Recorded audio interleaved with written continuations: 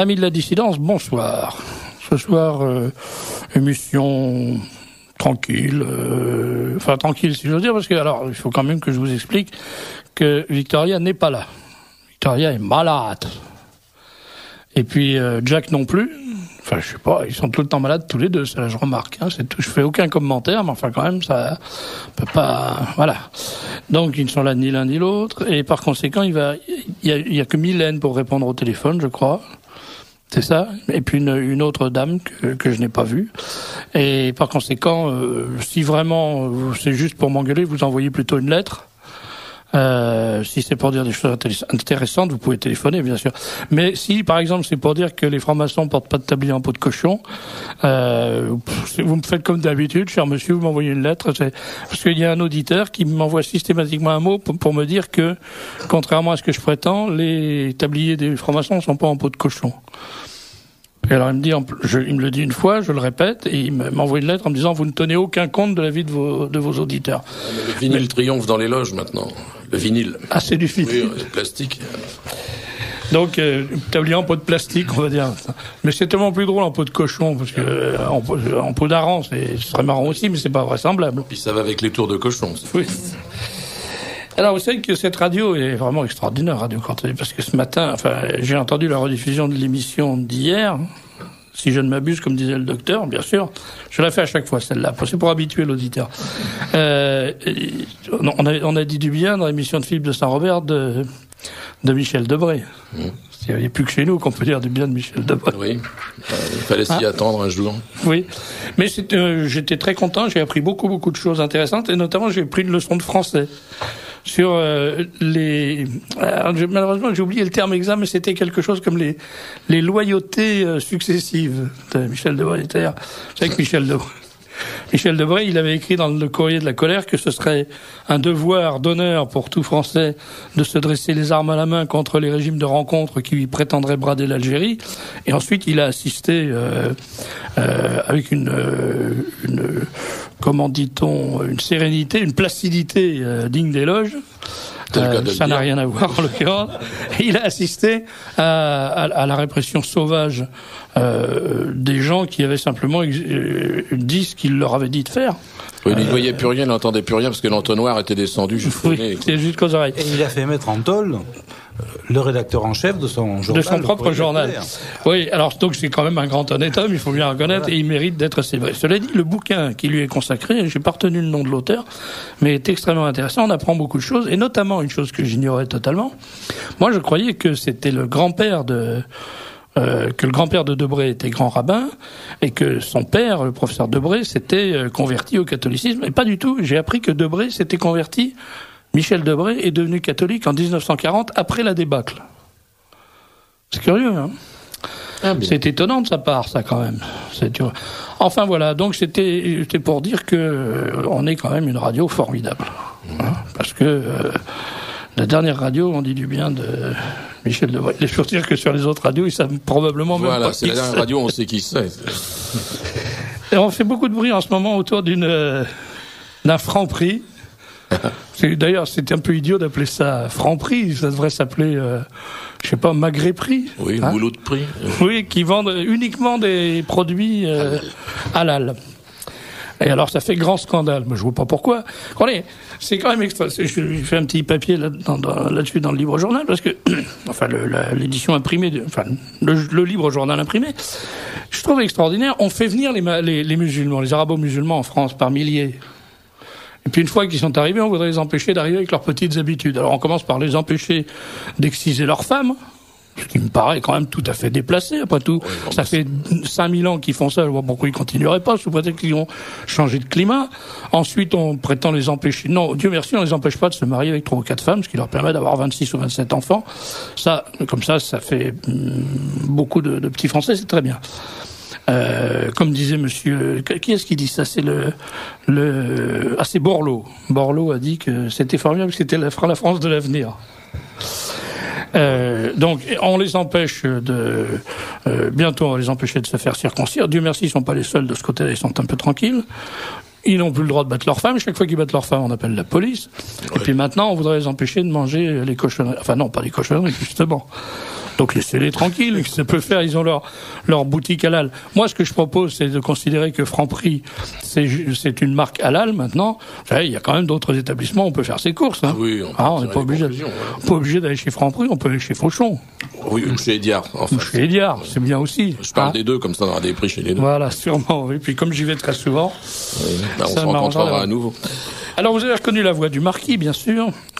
Et vous avez peut-être reconnu, encore qu'il soit beaucoup plus rare que le marquis, mais ça n'est pas un reproche, un marquis. Vous avez peut-être reconnu le timbre méridional d'un très vieil ami, non pas qu'il soit vieux, mais ça fait longtemps qu'on est amis, quand même. C'est Pierre Pinatel. Le Pierre Pinatel. Ça fait plaisir parce qu'il a bonne mine. Oui, il est magnifique. C'est ce que je veux dire. Il ressemble de plus en plus à son propre dessin. D'ailleurs. C'est étonnant. Hein, tu es arrivé à... Non, pas hélas, pourquoi ? Tu te portes très beau, toujours élégant. Bien sûr, il est dans le monde du spectacle en plus. Alors je l'ai fait venir pour qu'on puisse... On peut dire qu'il a une chemise noire, non ça? Oui, camisa nera, sempre. Il duce sempre ragione. Voilà. Et donc il est venu avec sa moustache, sa chemise noire et son air à la fois bonhomme et malicieux. Mais la cravate, tu as remarqué que j'ai pas dénoncé. Parce que je pense que ta femme va vérifier immédiatement l'état des rideaux. Ta cravate découverte dans la tapisserie. Donc... Non, elle est très chic. Donc vous avez reconnu les organes de ces deux messieurs. Et puis je recevrai dans cette émission également, quelqu'un sur un sujet qui est beaucoup moins gai que celui qu'on a évoqué jusqu'à présent. C'est le docteur Patrick Cohen. Alors le docteur Patrick Cohen a été fortement médiatisé il y a quelques années parce que on va parler de ça ensuite, il a contracté le sida au cours d'une intervention chirurgicale. Si je dis une bêtise, ça n'étonnera personne et vous m'arrêtez. Je vous arrête. Voilà. Bon, alors si vous voulez vous approcher pour bien parler dans le micro, autrement on vous entendra pas. Et il nous parlera de ce qui est probablement un des grands scandales en gestation, un des grands scandales potentiels, voire même réels de la médecine française qui n'a vraiment pas besoin de ça. Et on approfondira cette question un peu plus tard avec lui. Avant, donc, je voulais, pour continuer cette petite revue de l'actualité rapide, enfin de l'actualité pas très intéressante, parce que si je vous parle de la guerre de l'Irak ou du prestige ou des choses, j'ai pas grand-chose à dire. Tout a été dit, le contraire de tout. Donc on est bien d'accord que c'est mal tout ça. Et voilà, c'est mal. Bon. Non, alors maintenant, c'est cool de soi. Alors on va pouvoir maintenant parler des choses réellement importantes. Par exemple, cette histoire qui me paraît tout à fait extraordinaire, c'est un auditeur qui m'a téléphoné pour me dire que il avait trouvé, là, aujourd'hui, dans un supermarché de l'île Saint-Denis, une vente de galettes des rois avec couronne. Bon. Et alors, ou alors c'est des vieux trucs de l'année dernière, il faut se dépêcher de les vendre avant la fin de l'année. Oui. Ou alors le type a, visiblement, le patron du Franprix a pas bien dans la tête le rythme des saisons et surtout le rythme des fêtes. Alors il s'est posé la question, il est allé voir le directeur du Franprix pour lui dire qu'est-ce que c'est que cette histoire ? Pourquoi vous vendez des galettes des rois ? Alors lui, je sais pas, c'est un truc religieux. Alors oui, bien sûr, le client lui dit oui, c'est un truc religieux, comme vous dites, c'est le gâteau de l'épiphanie. En général, ça se mange aux alentours du 6 janvier. Ah oui, c'est ça, l'épiphanie. Oui, c'est un truc religieux, c'est quelque chose comme la nouka ou l'Aït el-Kébir. Voilà. Donc, ce qu'on appelle une culture plurielle, maintenant. Oui, pifle le chien, comme il y a l'humanité à côté de la cathédrale. Probablement, effectivement, avec des pifles chiens en plastique à la place du petit Jésus. Je trouve que c'est un bon signe de ce qui se passe en ce moment chez nous. D'ailleurs, il y a un autre signe, alors lui qui est beaucoup moins amusant, c'est que au moment où les évêques de France se mobilisent pour ouvrir les églises aux sans-papiers, Monseigneur Ricard, c'est pas Monseigneur d'ailleurs, Ricard, évêque de Bordeaux, et porte-parole des épiscopes de l'Église qui sont en France. Ouais. Non, c'est pas sérieux de s'appeler Ricard quand on est à Bordeaux, mais enfin, je choisis pas son affectation. Pour Ricard, ça ressemble un peu à la mitre, quand même, de temps en temps. Ça par les temps qui courent. Alors, oui, c'est un peu. Alors donc, lui, il a porté plainte, carrément, devant le tribunal administratif, pour demander l'annulation d'une décision du Conseil municipal de Bordeaux qui avait affecté l'église Saint-Éloi de Bordeaux au culte, au vrai culte catholique, c'est-à-dire pour célébrer la messe de la tradition. Alors, lui, il a porté plainte, il a demandé que... il y a tout le vice de vraiment ces ordures d'évêques conciliaires. C'est pas tous des ordures, mais il y en a quand même un joli paquet. Parce que il n'ose pas affronter le truc naturellement, bille en tête. Quand on ouvre ces églises aux sans-papiers, on peut difficilement les fermer aux sans-papiers de l'église. Alors il s'appuie comme toujours sur des considérations d'une haute volée légaliste. Et alors donc il considère que l'affectation de cette église à un usage autre que celui prévu est illégale parce que la préfecture n'aurait pas désaffecté dans les règles désaffecté l'église en question il y a 20 ans. Alors il y a 20 ans que cette église était complètement vide à Bordeaux, enfin pas complètement vide d'ailleurs parce qu'elle avait d'abord servi de refuge à des clochards qui ont vidé à peu près tout ce qui pouvait se vendre. Ensuite elle a servi de refuge à des sans-papiers, à des immigrés illégaux, à des délinquants. Et puis, finalement, la municipalité de Bordeaux l'avait récupéré pour en faire un hangar dans lequel on stockait des archives. Et finalement, la tradition est intervenue. Il y a eu 2 tentatives d'incendie, et la tradition est intervenue pour dire au maire de Bordeaux que c'était plus possible. Monsieur Juppé, et Monsieur Juppé a accordé l'église. Donc il aura fait au moins une chose bien dans sa vie, celui-là. Oui. Et voilà que c'est l'évêque, Ricard. Ricard, sinon rien, mais on n'aimerait mieux rien. Ricard est évêque de Bordeaux, Jacques Amsenec. On l'a déjà fait celle-là, marquée. Oui, il faut se réveiller un petit peu. Je sais bien que vous passez vos nuits dans les mondanités, mais enfin quand même. Et alors donc, il attaque. Et comme dirait Rocard, il accumule les illégalités, bien entendu. Alors la première illégalité, c'est que son intervention est contraire à la loi de 1905, mais ça on s'en fout un petit peu. Mais il y a quelque chose qui est assez bizarre. Alors je vais vous lire un texte dont je ne prends pas la responsabilité, qui est publié par l'association Saint-Éloi, et qui dit « L'évêque a-t-il touché les indemnités d'assurance ?» Ce litige en cache un autre. Que sont devenues les indemnités d'assurance pour les dommages considérables subis par l'Église dans les années 80, vol, déprédation, actes de vandalisme, destruction des orgues et des statues? Si l'évêché est toujours affectataire de l'église Saint-Éloi, comme le commissaire du gouvernement l'a soutenu, parce que le commissaire du gouvernement, naturellement, a pris parti pour l'évêque. Non. Bah oui, évidemment. La surprise générale.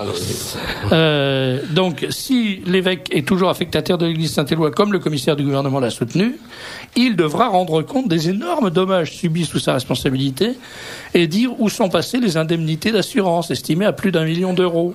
Voilà, 7 millions de francs de Gaulle qui se sont fait la paire en fumée. C'est intéressant. Où c'est passé? Il s'est quand même pas acheté une mitre de 7 millions. D'autant qu'il peut-être un col en celluloïde. Oui. Non, mais même pas. Il doit être comme tous les curés progressistes. Il doit porter des cravates à pois sur des chemises à carreaux. Je sais pas, je regarde. Non, n'y allez pas non plus. Non. L'association Église Saint-Éloi a été informée que des personnes qui agissent depuis des années en vue de la restauration du monument menaceraient d'engager l'action civile au nom de la commune afin d'obtenir que la ville soit dédommagée par l'évêché s'il s'avérait que celui-ci est encore affectataire, de sorte que les indemnités d'assurance soient reversées à la collectivité.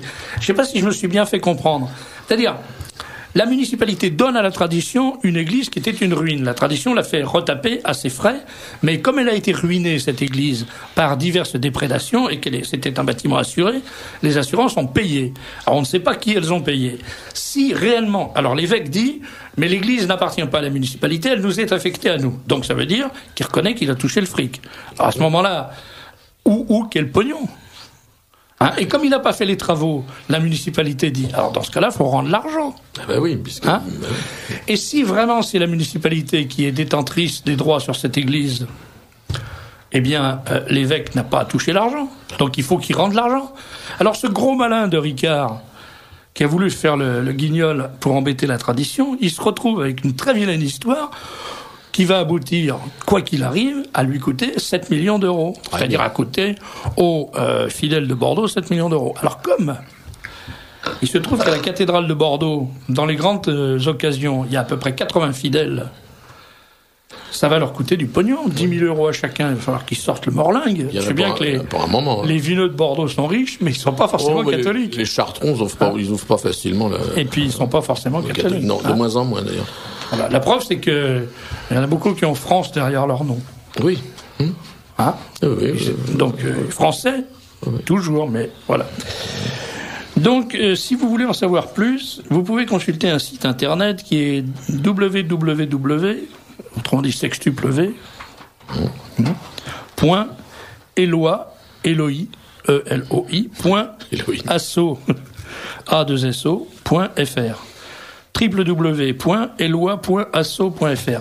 Là, il y a tous les documents sur le sagage de l'église Saint-Éloi. Et je ne sais pas s'il y a la réponse sur l'histoire des 7 millions d'euros. Ça, c'est intéressant. Combien on peut se payer de Ricard avec 7 millions d'euros? En tout cas, on peut fréquenter les orfèvres. Hein. Ah bah oui, à propos de Saint-Éloi, bien sûr. Voilà à quoi s'occupe le gouvernement. Alors, on nous dit que... La séparation de l'Église. On nous dit que la séparation de l'Église et l'État, on nous dit en plus que les tribunaux sont surchargés. Mais mes pauvres enfants, s'ils s'occupent de ça, c'est pas étonnant. Bon, cher Serge, j'attire votre attention, quand on aura le même problème avec les mosquées, quand il y aura des traditionnalistes et des pas traditionalistes et qu'il y aura le même cirque avec les mosquées, ça va encore doubler les frais, tout ça. Alors, justement, à propos des mosquées, il y a un aspect qui va devenir très intéressant avec la multiplication des mosquées, mais surtout avec l'histoire de la... une espèce d'association culturelle qu'ils essaient de créer, que Sarko essaye de créer pour avoir un interlocuteur. Ça a déjà foiré, d'ailleurs, il annonçait il y a 2 jours que c'était fait, et déjà le lendemain matin, les imams ont dit que non, pas du tout. Parce qu'il veut qu'il y ait des femmes. Il n'y a rien de fait. Voilà. Bon. Oui, des femmes. Ils tombent du minaret quand on leur dit ça. Bah, évidemment. Mais ce qui est très intéressant, c'est que, en fait, la situation de l'islam en France, l'islam n'est pas considéré comme une religion. C'est d'ailleurs pas une religion, c'est un enseignement. Oui. Il n'y a pas de prêtre. Non. Il n'y a que des enseignants. Donc, ce qui permet aux musulmans, aux islamistes, d'avoir non pas des associations cultuelles, mais des associations culturelles. Ce qui leur permet de fonctionner sous le régime de la loi de 1901 et non pas de la loi de 1905. Ce qui permet des arrangements avec l'argent. Grand mystère. Et ça, si ça marche, le truc de Sarko, le résultat le plus clair, c'est que les organisations islamiques et musulmanes en France vont passer sous le régime de la loi de 1905, bien obligé. Et elle est beaucoup moins intéressante, la loi de 1905, que la loi de 1905. Voilà. Alors un auditeur, quelques messages, un auditeur nous dit, dans une boucherie musulmane halal, il y avait du pâté de... Ah non, j'ai croyé qu'il y avait du pâté de breton, mais ça c'est plutôt dans une boucherie cannibale. Plus tard. Non, du pâté breton, mais c'est peut-être du pâté de lapin. Oui. C'est cachère, le lapin? Ah, je sais pas, non. Le lièvre, non, mais le lapin... Non, je sais pas. Non, vous savez pas, vous l'en foutez aussi. Complètement. Qu'arrive-t-il à Madame Blair pour qu'on la compare à Bill Clinton? Ça, c'est... Enfin, quand les gens auront compris que la totalité des pouvoirs politiques du monde dit libre est entre les mains de voyous mafieux, eh ben, on aura déjà fait un grand progrès. Parce qu'en France, on ne sait pas où passe le fric non pas de l'Élysée, parce que ça on sait où il passe, mais de l'hôtel de ville, où ils ont quand même en quelques années dépensé 350 millions de caviar. Oui, et de confiture, le diabète doit être terrible. Le taux de diabète est effroyable. Alors en France, c'est ça, ils font les pognes dans la caisse. En Angleterre, Madame Blair a confié l'achat de ses appartements. Je rappelle qu'ils sont socialistes, les Blair, c'est ça? Oui, en principe. Enfin, c'est ce qu'ils nous ont vendu au départ. Donc ils ont acheté. Oui, socialistes libéraux, j'aime bien ça. C'est comme Ferrare passé champion de natation à peu près. Oui, c'est ça. Ouais. Et alors, donc elle a confié à un escroc le soin de négocier une affaire immobilière.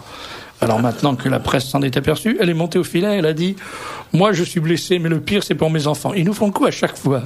Chaque fois qu'il y a un truc, chaque fois qu'ils sont pris avec la main dans le sac, ils viennent pleurer qu'on déshonore leurs enfants. Mais non, c'est pas nous qui déshonorons leurs enfants. C'est vous qui déshonorez vos enfants. Voilà, un auditeur me dit « Félicitations pour votre interview dans Jeune Résistance. » Vous voyez, moi, dans les journaux de la Résistance, j'ai des interviews. Et après, on dit que je suis pas un résistant. Hein. À propos des Arabes et des musulmans à Lille, ils ont construit un lycée spécial à eux sur les fonds publics. Qu'en pensez-vous? Mais ça, qui construisent des lycées spéciaux, je trouve ça très bien. Très, très bien. Je suis absolument pour. Je trouve que d'ailleurs que ça devrait être généralisé, c'est très bien. D'abord, moi, mes filles, je les ai mis dans une école catholique, je vois pas pourquoi eux, ils mettraient pas leurs enfants dans les écoles musulmanes. Sur le fonds public, là, ça se discute, mais l'explication que je donnais tout à l'heure me paraît recevable. Ah oui, on me rappelle l'existence de cet ouvrage de Pierre Sergent en 78, Michel Debré, ou Le Clairon impudique. Tu t'en étais bien occupé que Debré, toi, hein? Ah bah oui, il était assez... je dois une part de sa gloire. Voilà, on me demande ce que je pense de la prestation de Sarko à la télé lundi. Alors, je l'ai pas regardé pour tout dire, mais j'ai pas besoin de regarder pour savoir ce qu'il a fait. Sarko, il pratique ce qu'on appelle en prestidigitation, ça s'appelle la double levée. C'est-à-dire, en gros, quand vous prenez les cartes, vous prenez 2 cartes dans la même main, vous montrez la carte, vous voyez, tout le monde voit que c'est l'as de pique, mais personne ne voit que derrière, en réalité, il y a un as de cœur. Et quand vous reposez la carte et que vous la relevez, à ce moment-là, on voit l'as de cœur. Et les gens disent c'est formidable, etc. Et il y a l'autre technique de prestidigitation qui consiste à faire des grands gestes avec la main droite, avec des ballons multicolores, des tas de foulards et des allumettes et des choses, etc. Puis pendant ce temps-là, avec la main gauche, on fait l'essentiel. Et bien Sarkozy, c'est la main droite. Hein, il fait tout son cinéma à la télé. Mais moi, monsieur, mon père était étranger, comme si c'était une qualité. Je vois pas. Qu'est-ce que ça change? Son père était étranger. Bah oui, il y en a d'autres qui sont dans son cas. Il n'y a pas lieu de s'en vanter. Il n'y a pas plus lieu d'en avoir honte. C'est comme ça. Voilà, il était étranger. Bon, on va pas en faire un fromage. C'est pas une raison. Bien. Si c'est une raison pour lui, pour autoriser n'importe quel chien coiffé à devenir français simplement du fait de la naissance, alors il n'y a aucune raison, sous prétexte que le père Sarkozy était étranger, pour que n'importe qui puisse devenir étranger aujourd'hui. Et je dirais même que c'est plutôt insultant pour son père. Parce que c'est une façon de lui dire, tu vois, vraiment c'est à la portée du premier crétin venu d'être français maintenant. Hein. Alors lui, il s'était peut-être donné du mal. Moi, je connais des gens dont les pères sont morts pour devenir français. Hein. Alors, donc, il nous raconte tous ces trucs-là, il nous raconte qu'on va voir ce qu'on va voir. Dans les banlieues, vous allez voir, halte à la barbarie. C'est le mot à la mode, barbarie, vous avez remarqué? Ça, on est quand même dans un pays où on tue 300 000 enfants à la naissance par an. Bon. Mais les barbares, c'est pas les avorteurs. Les barbares, c'est le gars qui roule à 145 à l'heure sur une autoroute limitée à 130, ou le petit voyou de banlieue qui vole un sac à main. C'est vrai que c'est très mal. Mais enfin, en termes de barbarie, je crois qu'on n'a pas de leçon à recevoir de M. Chirac et de sa bande qui ont signé toutes les lois et tous les décrets légalisant l'avortement. Bien. Pour en revenir à ça, donc, M. Sarkozy fait son petit cinéma. Tout le monde dit « Ah, c'est un dur ». Mais j'ai même des collaborateurs du Libre Journal qui m'ont téléphoné en me disant « Ah, finalement, Sarkozy n'est pas si mal que ça. Hein. » Donc ça marche. Ça marche, qu'est-ce que je veux dire. Il passe bien à la télé. Il passe. C'est zébulon, en plus. Il a tout l'air d'être speedé à 200 à l'heure. Et pendant ce temps-là, je te naturalise à tour de bras, je te régularise à tour de bras, je supprime. D'ailleurs, il y a un signe. Il a annoncé la suppression de la double peine. Mais la double peine, c'est un mot c'est un mot valise, c'est un mot qui a été inventé par la gauche pour fabriquer un scandale. La double peine, c'est quoi? Ça consiste à foutre à la porte un étranger qui est venu faire des crimes chez nous. Ils veulent supprimer ça. Maintenant, ils disent, une fois que vous avez puni le criminel, il faut qu'il reste en France. C'est exactement comme si vous aviez chez vous une bonne voleuse. Hein, vous la prenez en flagrant délit, vous payez sur ses gages de ce qu'elle vous a volé, mais vous la maintenez en poste. Oui, on repart à zéro. Oui. Alors donc ça recommencera forcément. Évidemment. Donc alors pendant ce temps-là, il a adopté le mot double peine, qui est un mot dangereux, qui est un mot valide, et il a annoncé très clairement qu'il allait la supprimer. Autrement dit, il faut surtout pas se gêner. Venez donc voler en France, au moins vous êtes tranquille, on vous coupera pas les mains. Chez vous, c'est moins sûr, parce qu'en général dans les pays musulmans, on vole 2 fois. Hein. Une fois de la main droite, une fois de la main gauche, puis après il faut apprendre à voler avec les pieds, et ça devient beaucoup plus difficile. Voilà ce que je pense de M. Sarko. Que pensez-vous de la néfaste continuité de la République dans le renforcement des lois Pleven et Guesso par M. Lelouch? Moi, là, je me marre carrément parce que je vais pas en dire plus, mais si vous avez un journal sous la main, avant d'envelopper le poisson, essayez de lire la liste des gens qui ont participé à l'élaboration de cette loi. Voilà, j'en dirai pas plus.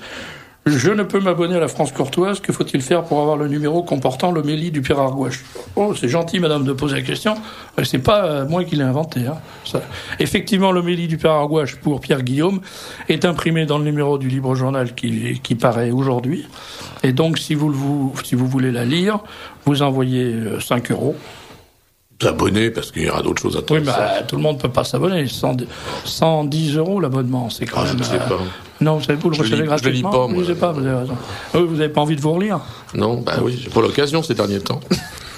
Oh, pardon. si, dans le dernier, il y a un papier rouge. Ah, ça repart. Ouais, ça repart. Oui, il y a des plaintes. Alors, donc, vous envoyez 5 € en timbre. Oui. Au Libre Journal, c'est 4 place France Liszt, 75 010 Paris. Mais si je peux me permettre de vous donner un conseil, abonnez-vous directement, parce que dès que vous aurez lu un numéro, vous aurez les autres, et vous aurez donc dépensé 5 timbres pour rien. Envoyez donc 110 € directement, 4 par chèque à SDB. Et après, vous serez accroché de toute façon, alors on peut plus s'en passer. C'est pour ça que j'ai arrêté le lien. Puis si vous voulez envoyer plus, il ne faut pas vous gêner. Maintenant, il y a une autre solution, je vous le dis quand même, parce qu'autrement je ne serais pas gentil, c'est qu'il existe une cassette, un enregistrement sur cassette de l'homélie, mais qui est beaucoup plus cher, il vaut quand même 15 €, là, et qui est vendu directement par Riomont. Alors c'est pour les petits enfants de Riomont. Au fond, c'est pas plus mal d'acheter la cassette quand même. Ah oui. Hein, moi, j'ai pas de petits-enfants. J'ai des petits-enfants, mais c'est pour moi qui les élève, Dieu merci. Donc, à Riomont, c'est village d'enfants de Riomont, boîte postale 28, Liévin. Liévin, c'est dans le Pas-de-Calais. Comme disait Coluche, Pas-de-Calais, ils auraient pu nous prévenir plus tôt. Donc, vous écrivez là-bas, vous envoyez 15 € et vous recevez la cassette. Vu l'état de décomposition avancée de l'Église catholique, j'ai décidé de me convertir à l'orthodoxie, nous dit un auditeur. Oui, c'est une idée intéressante. Le problème, c'est que quand on s'intéresse un peu à l'orthodoxie, on voit que ça vaut guère mieux. Ils ont toujours de beaux costumes, des belles barbes, mais au fond, ils sont aussi très œcuménistes. Pas tous. Hein. L'avantage chez eux, c'est qu'il y a les vétéro-calendaires. C'est-à-dire vétéro-calendaire, c'est des gens qui font passer Monseigneur Lefebvre pour un aimable moderniste, hein, même excessif. Vétéro-calendaire, c'est des gens qui ont gardé le calendrier d'avant. Donc c'est très très compliqué de se retrouver. Quand on se donne rendez-vous, en général, on a 15 jours de retard. Voilà. Alors, voilà, c'est notre. J'avais dit qu'il fallait pas perdre de temps avec des messages qui n'est. Alors, donc là, il y a un exemple. Voilà. Ceux qui emploient 5 fois par jour l'anglo-ricain en charge d'eux, pour eux, c'est une drogue. Ils déchoiraient à leurs propres yeux en s'exprimant en français. Ce sont souvent les mêmes qui font une forte consommation du verbe focaliser, concentrer, ils vous le laissent, etc. Moi, j'aime bien, mais j'aime bien ce genre de réflexion. Ça fait bien avancer le schmilblick. Et il faudrait carrément transformer Radio Courtoisie en école d'enseignement du français correct parlé. Mais focaliser, fuck you, c'est pareil, non? Non, vous m'expliquerez après. Oui. Mais pas à l'antenne. À la mairie, vous m'expliquerez. Voilà. Alors, il est bête. Là, il m'a pris de court. Je signale qu'il y aura dimanche, je le dis maintenant parce qu'après j'oublierai, la vente et dédicace de livres au Palais des Congrès de Versailles, avec plus de 100 auteurs. 100 auteurs. Ouais, c'est pas 200 auteurs, c'est 100 auteurs présents à partir de 14h. Exposition vente Charles Maurras. Ils vont pas vendre Charles Maurras quand même. Ah non. Pour le 50e anniversaire de sa mort, plus de 1000 titres pour la jeunesse. Prendront la parole François-Marie Elgout, Jean Madiran, Georges-Paul Wagner. C'est organisé par Renaissance catholique, 89 rue Pierre Brossolette, 92 130 ici les Moulineaux. Et la participation est de 5 €. Ça se passe au Palais des Congrès de Versailles. Il n'y a pas de la porte de Versailles, il n'y avait pas la porte de Versailles, parce que vous auriez une mauvaise surprise. À la ville de Versailles. Alors pour y aller, la ville de Versailles, il y a plein de trucs. Il y a des trains, il y a au moins 3 trains qui vont, 3 gares. Versailles Chantier, Versailles Rive Droite, Versailles Rive Gauche. Je sais pas, moi, l'autoroute, voilà, rive gauche. Voilà. Bien. Voilà, c'est tout. Le reste, c'est du courrier personnel, donc je ne vais pas le lire à l'antenne parce que je n'aurai pas beaucoup d'intérêt. Des factures. Et donc je me tourne maintenant vers Pierre Pinatel qui a que le devoir appelle à l'extérieur. Et Voilà. Est-ce qu'on peut écouter un peu de musique avant de te donner la parole? Bien sûr. Parce que j'ai beaucoup de demandes pour ça, et donc je voudrais qu'on le passe maintenant, si Franck est d'accord. Seule chose quand même, hein. Voilà. Heureusement qu'on comprend pas les paroles, parce que autrement, non, on aurait les cheveux droit sur la tête. Tu comprends les paroles, toi, Pierre? Tu parles couramment? Non, tu parles pas? Non, c'est curieux. Alors, je voudrais que tu nous racontes. Oui, il faut que tu parles dans le micro. Oui, bien sûr. Franck fait des gestes désespérés. Je voudrais bien que tu nous racontes un peu ce que tu es devenu, parce que tu as été il y a quelques années un des dessinateurs stars, on dirait maintenant star. On va encore avoir des lettres de protestation, vedettes de la presse nationale et même dans les marges. Et puis petit à petit on t'a vu disparaître, ou on t'a vu t'écarter, t'éloigner. Oui, non, c'est pas que je me suis éloigné, c'est plutôt la presse qui s'est éloignée de moi. C'est pas voilà. Et tu t'es mis au tam-tam depuis. Oui, tu vois. Bon. Et alors, mais en dehors de cultiver ton jardin et non, mais je continue ton quand même. intelligence, tu fais quoi, déjà, j'ai sorti un album il n'y a pas tellement longtemps. Ça fait qui s'appelle Et pourtant elle tourne. C'est mon premier album de dessin d'humour, c'est-à-dire pas politique du tout. Pas politique du tout. Voilà, histoire de changer un peu. Puis je fais de la peinture et puis je fais là, je prépare. On n'y échappe pas, je m'étais dit ça sera terminé, et puis Chichi en fait tellement que je prépare un album qui est pratiquement prêt, qui sortira au printemps, qui s'appellera Le mari de Bernadette. Ah. Tu as commencé quand Eh bien, comment j'ai commencé, mon premier dessin est paru dans la Marseillaise, le quotidien communiste de Marseille. Ah oui. À l'époque, j'étais au lycée de Digne. Et puis mon prof de gym, qui était le correspondant de la Marseillaise, m'avait demandé de faire la caricature de l'équipe de football dignoise. Voilà. Alors, et puis après, mon premier album... Ça, c'est quand même un scoop, hein. Oui, c'est une exclusivité. Voilà. Mais après, quand même, mon premier dessin politique est paru dans La France de Marseille et du Sud-Est, qui était un quotidien marseillais, qui a fusionné ensuite avec le Méridional, puis après avec la Provence, maintenant avec le Provençal qui s'appelle La Provence. Voilà. Et puis après, je suis venu à Paris parce que c'était ça dans les années 50. Je suis monté à Paris à 51 parce que il y avait une telle centralisation en France qu'on ne pouvait pas travailler. J'ai travaillé dans le Méridional, mais j'ai travaillé dans le Méridional quand j'étais à Paris. Ah oui. Là-bas à Marseille, il n'y avait pas moyen. Tu voulais pas de toi, tu étais un pays, donc oui, c'était pas. À partir du moment où tu es devenu parisien, là. Voilà, et ça continue quand même maintenant, parce que moi qui fais maintenant du spectacle, qui vais en province de temps en temps faire des galas et tout ça, eh bien, on voit que les provinciaux sont assez curieux.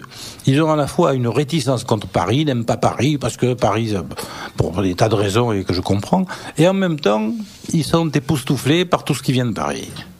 Encore maintenant. Ah oui, même maintenant, ça les épate. Voilà. Alors, donc tu as commencé à la Marseillaise, ça c'est vraiment une information intéressante. Ensuite, la France. Ensuite, j'ai commencé avec la France. J'ai commencé à Dimanche Matin quand je suis venu à Paris. J'ai commencé avec Dimanche Matin. C'était Roger Capgras qui était un personnage. C'est un personnage incroyable. Incroyable. C'est lui qui avait été directeur du théâtre des Ambassadeurs, qui est maintenant l'Espace Cardin. C'est lui qui avait lancé Les Enfants Terribles de Cocteau, qui avait lancé Jean Marais, etc. C'était un gros idéal ou quelque chose comme ça? Oui, il était un gros mandataire au Halles et il gagnait beaucoup d'argent en vendant des pommes, surtout en vendant les oignons d'Égypte. Ça venait par bateau. Mais c'était un personnage très très sympathique. Il avait fait un journal dans lequel il avait embauché sous des noms d'emprunt. Ah, même pas sous des noms d'emprunt. Oui, certains sous leur nom. J'ai connu là Lucien Rebatté. Oui, c'est ça. Mais c'est vrai que là, il ne voulait pas plus faire de politique, là. Il a recommencé après. À l'époque, c'était les bannis de la collaboration. Il n'avait pas le droit d'écrire dans la presse. Alors, c'est même pas le droit d'écrire. Je crois que c'est même maintenant toujours, pour ce qui est de la carte de presse, si on te demande quels sont tes antécédents, si tu as été collaborateur, tu n'as pas le droit à la carte de presse. Non, encore mais maintenant.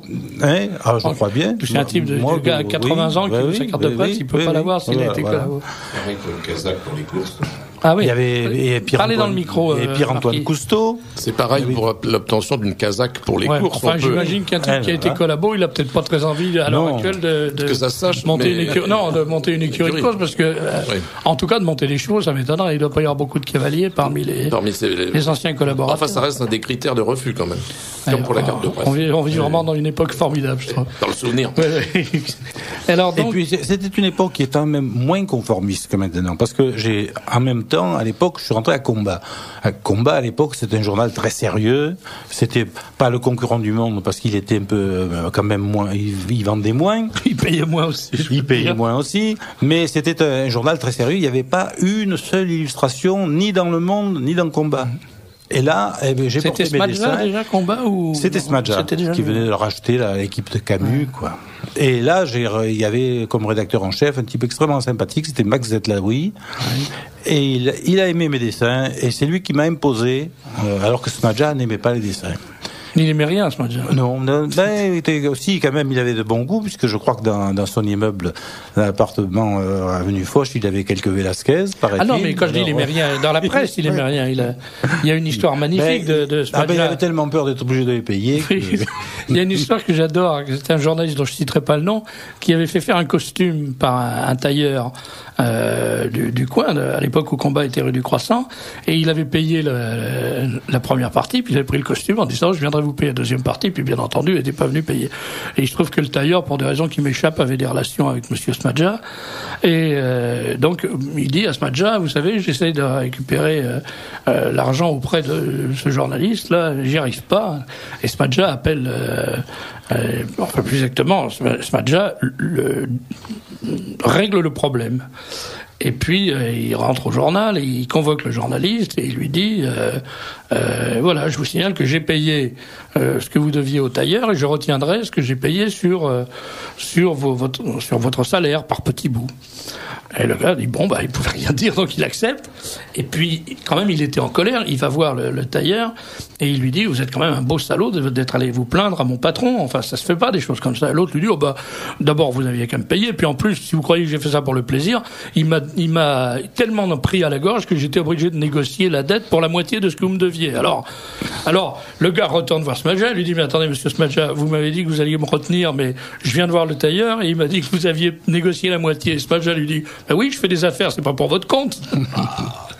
C'est une belle histoire, non? Ah oui, c'était un personnage très curieux, sympathique, et André Figueras me racontait qu'un jour il était dans le bureau de Smadja et à ce moment-là quelqu'un téléphone. Et cette personne téléphone prend certainement des nouvelles de la mère d'Henri Smadja qui était en train de mourir.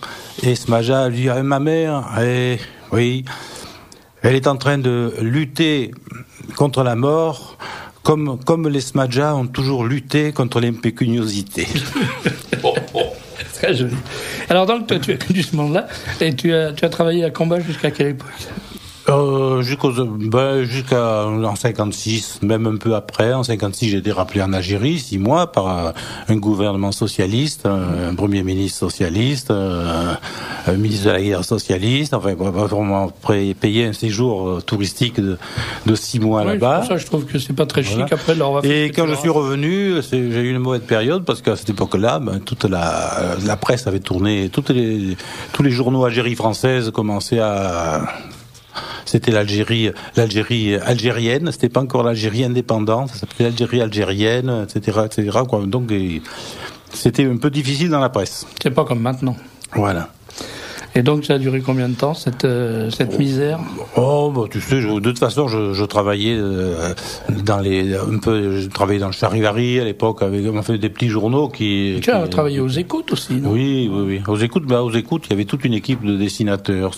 Alors, est-ce que c'est vrai ce qu'on raconte sur la façon dont Lévy aux Écoutes payait les dessinateurs? Parce que moi, on m'a raconté que le matin du bouclage, tous les dessinateurs venaient apporter leurs dessins.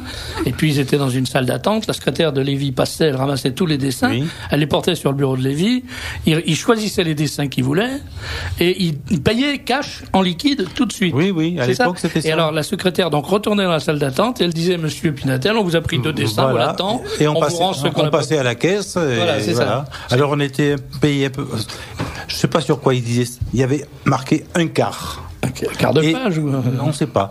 Et d'autres, il y avait marqué 1,5. Quand il y avait marqué 1,5, c'était qu'on passait à la une. Voilà.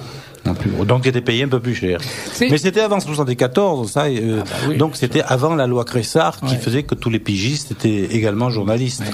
À l'époque, les pigistes, il n'y avait pas de loi sociale pour les pigistes. C'est l'époque de... Enfin, c'est une presse. Les mœurs de la presse à cette époque-là sont fascinantes. C'est drôle comme tout, la façon dont les gens travaillaient. Ah oui, c'était tout à fait différent. Il y avait vraiment une ambiance extraordinaire. Tu as travaillé où encore ? C'est-à-dire que dès l'instant que j'étais à combat, là j'ai très mal mené ma carrière, parce que quand j'étais à combat, le seul fait d'être à combat, ça m'ouvrait beaucoup de portes. Ouais. Alors j'étais par exemple à l'époque en même temps à l'Est républicain, au Républicain Lorrain, les dernières nouvelles d'Alsace, la République du Centre, le Havre Presse, etc. Donc j'en passe, tu vois. Et tu peux voir les changements techniques dans nos professions. C'est qu'à l'époque, il y avait pratiquement qu'un endroit dans Paris où on faisait des photocopies. C'était près de la Bourse. Et pour moi, c'était des photocopies à bain. Et c'était plus facile pour moi et plus rapide de refaire mon dessin 5 ou 6 fois pour l'envoyer à 5 journaux différents, plutôt que d'aller faire des photocopies.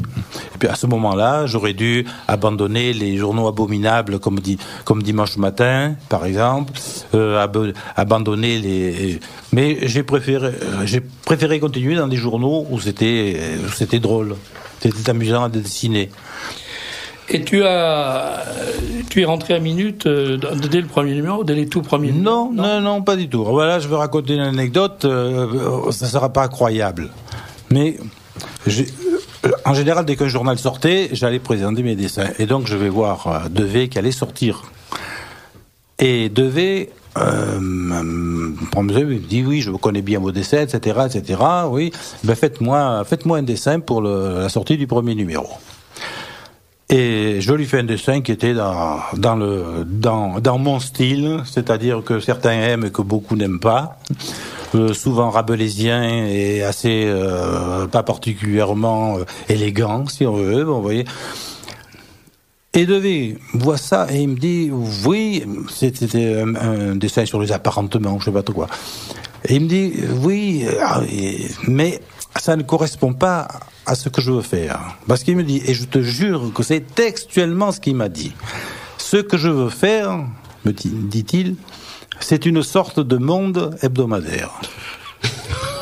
C'est Jean-François Devet, fondateur de Minute. 15 jours après, je vois sortir Minute, le premier numéro. Le premier numéro, c'était De Gaulle, on a assez de régner. Oui, et puis c'était Boss qui avait fait un dessin. Mais enfin, quand j'ai vu le contenu de Minute, surtout le premier numéro, qui était pas politisé, non, pas du tout. Alors là, je me suis dit, Devet, en fait, il sait pas ce qu'il veut faire. Et au fond, finalement, ça a été ça, je crois, parce que Minute est devenu Grand Minute quand Boiseau et Brignot sont venus. Non, c'est vrai que Devet était un personnage extraordinaire, mais il était pas du tout. Le fondateur de Minute n'était pas du tout de droite, mais pas du tout, pas le moins du monde. Il était surtout axé il avait énormément d'informations sur la vie parisienne. Il faisait dans Paris Presse une page entière. C'était très. C'était plus le demi-monde que le monde, oui. Simplement, il aimait les bons journalistes. Et je le dis avec d'autant plus de détachement que moi, il me détestait. Alors, donc ce qui fait que je ne suis plus retourné le voir. Je me suis dit, oui, bien sûr. Et c'est un certain temps, et puis ça montre aussi les mœurs quand même de la presse. C'est assez curieux.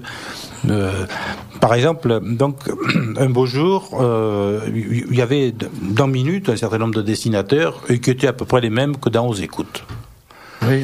C'était les mêmes. Oui. Et puis, un jour, c'est Philippe Luit qui a été repris Aux Écoutes, qui était moribond. Philippe Luit me demande... Philippe Luit qui était à Valeurs Actuelles aussi. Oui, mais à l'époque, il était surtout chez Masson, je crois. Et il me demande de faire une double page dans Aux Écoutes, chaque semaine. Je dis d'accord. Et je vais voir Boiseau et je lui dis par courtoisie, bien que je dis écoutez, je vous dis par courtoisie, je vais donc faire une double page dans. Et ils t'ont donné une. Et il me dit non, Ah non, mais je dis, mais je veux que vous soyez ici que pour minute. Je dis, mais tous mes confrères sont également aux écoutes. Il me dit, vous, ce n'est pas pareil, je veux que vous soyez à minute. Ben, alors là, il m'a demandé, j'ai fait le pilote sur une demi-page, et puis ça lui a plu, donc c'est passé rapidement à une page entière. Alors moi, il faut que je fasse ma teshuva, parce que quand je suis devenu rédacteur en chef de Minute, quand on gagne un poste, on fait tout de suite des réformes. Quoi, en fait. Et donc la première réforme que j'ai décidée, c'était de supprimer le dessin de Pinatel, bien entendu. Ce qui était idiot, mais j'avais l'excuse de la jeunesse. Oui, mais non. Puis je comprends très bien d'ailleurs qu'il y ait des gens qui n'aiment pas mes dessins. Ah non, j'étais ni pour ni contre, bien au contraire. Mais il fallait que je montre que j'existais, donc il fallait changer quelque chose dans l'œil du journal. Le renouveau. Alors, mais je me souvenais même pas que c'est toi qui me dis ça, parce que c'est Goudot qui m'a. Je crois que Goudot n'aimait pas beaucoup mes dessins. Ouais, je sais pas. C'est parce que c'est Goudot qui venait d'arriver. C'était voilà, tu vois. Alors bon. Voilà. Tu vois, je suis. Ça, là encore, j'ai loupé le coche dans la mesure où, quittant Minute, il m'a fallu 6 mois pour me libérer, non pas de l'étiquette, mais je suis rentré à Valeurs Actuelles parce qu'il y avait Yann Clair. Ouais. Et je dois une fière chandelle à Yann, parce que tant que Yann Clair était à Valeurs Actuelles, il me passait mes dessins. Et alors, on portait les dessins. C'est drôle parce que on peut pas dire qu'à l'époque, pas plus maintenant d'ailleurs, que le style de Valeurs Actuelles ou ton style soit particulièrement adapté à Valeurs. Il est beaucoup mais il y avait quelque chose de bien à Valeurs Actuelles, c'est que pour être, par exemple, lorsqu'il y avait un article sur Le Pen ou sur le Front, eh bien, s'il fallait le faire illustrer, on me demandait plutôt moi de l'illustrer. Ouais. Tu vois, donc c'était plus sympathique. Mais je portais mes dessins à Madame Bourgine au 3e étage de la rue d'Uzès, et ils avaient du mal à arriver en bas. Et un jour, justement, Yann Clair m'avait dit, écoutez, il n'arrive pas au dessin jusqu'en bas, alors donnez-moi un double. Alors je portais les dessins en Madame Bourgine et je portais le double à Yann Clair. Et un jour d'ailleurs, il manquait de dessin, il manquait d'illustration pour un article. Et Yann Clair dit, mais il n'y aurait pas... Curieux, il n'y a pas un dessin de Pinatel là? On dit non, il n'en a pas porté cette semaine. Ou alors on lui a dit, pire, je crois, oui, il en a porté un, mais il n'est pas bon. Et alors Yann Clair l'a sorti. Il se trouve qu'il était bon ce jour-là. Yann Clair l'a sorti de son cartable, il a dit celui-là est pas bon. Voilà. Mais donc ça prouvait qu'effectivement il y avait c'est amusant. Une sélection. C'est vraiment une vue. Enfin, c'est une façon de voir le fonctionnement de la presse qui est très particulière. Donc, je suis sûr que beaucoup de lecteurs n'imaginent pas la façon dont ça se passe à l'intérieur. Est-ce qu'à un moment on n'a pas aimé un dessinateur qui met la gomme? Peut-être c'est ça qui plaisait pas. Non, mais il y a de toute façon c'est normal qu'il y a des gens qui. Je vais vous dire pourquoi. Je comprends tout à fait qu'on n'aime pas. D'abord parce que moi il y a certains dessinateurs que j'aime pas. Et puis j'ai vu des gens qui n'aimaient pas Moisan, alors que je trouvais que Moisan faisait des dessins magnifiques. J'ai vu des gens qui n'aimaient pas Faisan. Bon, je suis pas un fanat du dessin même de Faisan, mais il avait des légendes qui étaient superbes. J'ai vu des tas de gens, j'ai vu des gens qui me disent, par exemple, qu'ils n'aiment pas le conque. Or, il est particulièrement percutant et c'est magnifique. Et j'ai même vu des gens qui n'aimaient pas Char, alors qu'elle fait des choses magnifiques. Donc c'est tout à fait normal. C'est le propre du dessinateur. Ça nous est difficile de passer inaperçu. Un jour, j'ai un copain, Jean Joly, qui était à l'Aurore, qui me demande un dessin. Et il m'a fait passer un dessin. Il a essayé de m'y introduire. J'ai signé d'un pseudo. Oui, mais enfin, ça. Eh ben, le lendemain, j'ai eu coup de téléphone. Bah, alors, tu es dans donc, c'était pas possible. Voilà. Non, nous, on peut pas passer inaperçu. Alors, si on déplaît, on déplaît, c'est alors, comme ça. Alors, maintenant, tu as complètement, tu as changé, non pas de métier, mais de domaine d'activité. C'est-à-dire, tu fais du cabaret. Le cabaret, j'ai pratiquement arrêté. Parce que c'est justement, j'ai fait pendant une dizaine ou une quinzaine d'années, ou même plus, j'ai fait du cabaret, c'est-à-dire, j'avais un tour de caricaturiste chansonnier et je passais tous les soirs dans les cabarets de Paris et même des galas un peu en province, par-ci par-là. Et puis, après un beau jour, on m'a demandé de faire des animations commerciales Alors là, ça consiste dans une soirée de réception ou autre commerciale, à caricaturer les gens, etc. C'est ce que je vais faire tout à l'heure dans une heure. Puis ce que je ferai demain aussi. Puis ensuite, je pars vendredi, je suis au casino de Luxeuil. Et puis je reviens le soir même, je suis à Compiègne, etc. Oui. Et alors, tu as en plus, alors il y a une tradition que tu respectes depuis, je sais pas combien de temps, 50 ans, j'imagine. C'est la tradition des cartes de vœux. Ah ben oui, les cartes de vœux. Je fais chaque année des cartes de vœux politiques. Voilà. 3 cette année. 4. Ça fait toujours 4. Voilà, parce que c'est une question de technique. Ouais. Voilà. Alors la vedette, c'est Raffarin. C'est Raffarin et Chirac, comme toujours, parce que là, on est sûr de... Ce qui est très particulier dans le dessin de Pinatel, c'est que tu joues...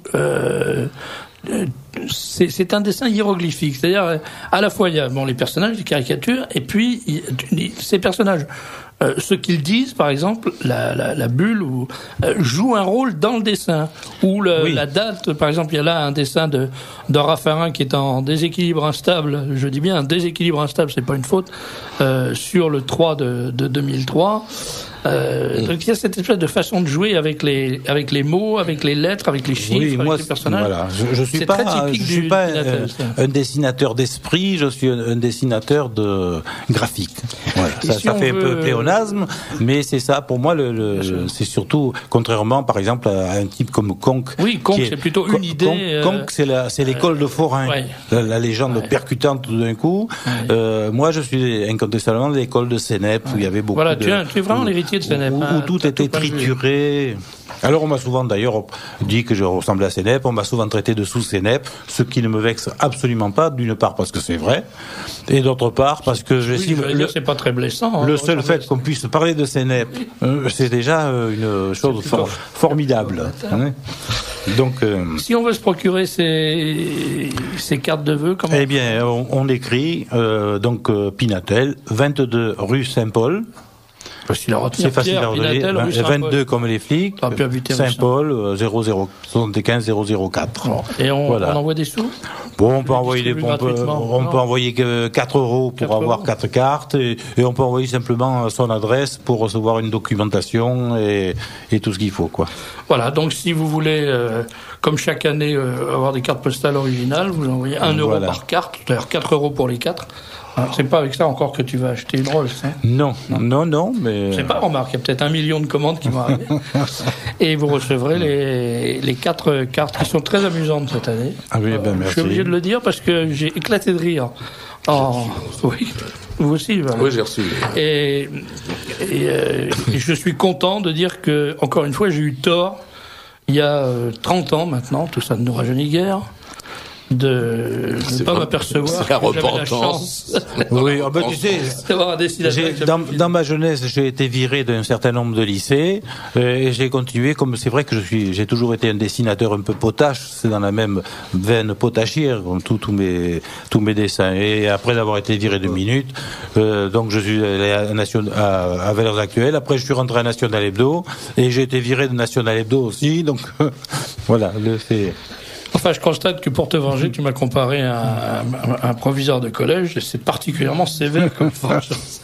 Merci Pierre. Voilà. Alors l'adresse, je rappelle, 22 rue Saint-Paul, 75 004 Paris.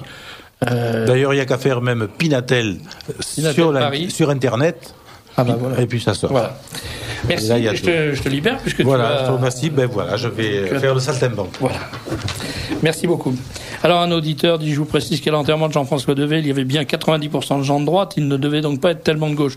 Oui, simplement, j'ai pas eu le temps de terminer ce que je disais tout à l'heure. Évidemment, au début, Jean-François Devaix était pas du tout un homme de droite. Il a même été trotskiste, pour tout dire. Donc, c'était vraiment pas un homme de droite. Bon.